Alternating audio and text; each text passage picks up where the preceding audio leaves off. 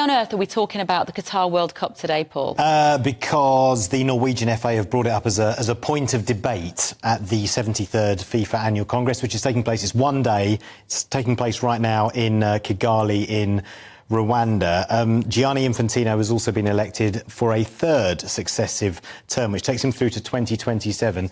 He's been known to say some bizarre things in the past. Very stupid things about gays going to the World Cup in Qatar. Yeah, indeed. And then he came up with that weird speech where he said, I am gay, I am a migrant worker, and everyone was kind of looking, all right, OK, mate.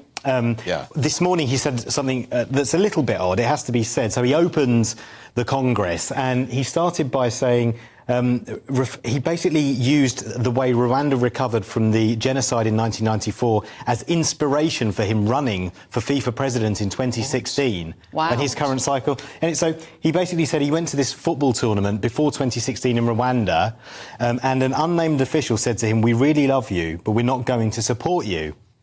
He then went to a Rwanda memorial and said that seeing how the country had bounced back from that really inspired him to run for president. And I'll read him the exact quote.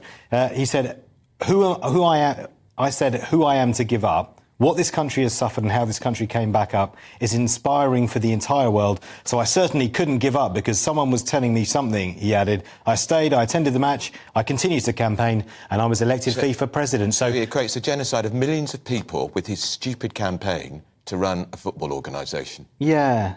So he seems to have taken inspiration from, I suppose you can take inspiration from many things, I don't know, but yeah. So he's now the president for a third term until 2027. Correct. And this has sparked protests. Yeah, well, no, it hasn't sparked protests. I mean, most of the... Remember, FIFA's a huge organisation. It's got more members than the UN. It's huge. Right. And, of course, when you're in charge of the world's most popular sport with all that money, then you're going to wield some considerable influence, even in terms of, like, politics and stuff, right, on world affairs. He essentially... so the Norwegian FA yesterday raised this point of debate that basically they haven't heard enough from FIFA about how they're going to monitor human rights in Qatar. Because FIFA, they listened to all the concerns over human rights and about migrant workers, and they said, OK, we're going to introduce a trade union and we're going to introduce a compensation fund. And then lots of silence. And now the Norwegian FA going, hang on, well, what happened? Where's the compensation fund? Has it compensated anyone? What's happened with the trade union? So there's been a little bit of radio silence. So the Norwegian FA have brought this up as a final point of debate today. Are they going to get to that point? But hasn't the horse already bolted? Well, I guess it's just about finding out, you know, do you follow up? You say these things. Are you as good as your word? So most of the FAs voted him in, unopposed. I have to say there were a few FAs. The German FA, one of the few FAs who openly decided not to back him because of a lack of transparency and communication over human rights issues.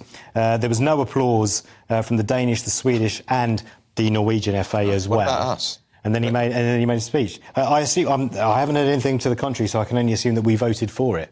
For him. I mean, he was unopposed, so... Did he replace that terrible man, Sepp Blatter?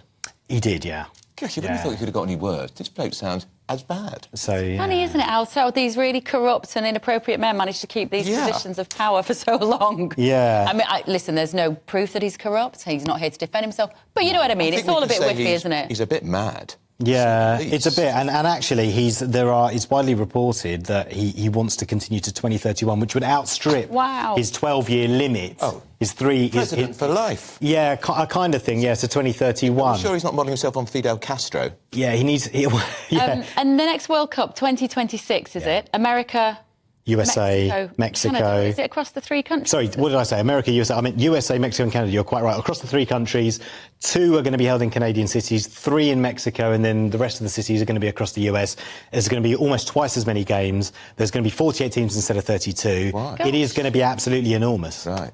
Well, I hope you're there for us, Paul. Me too. Might we can win it. Yeah, I couldn't possibly say this far out. Who knows? You never know with England, do you? I managed to get through seeing not one single game, and I probably manage again next time. Unless we got to the final.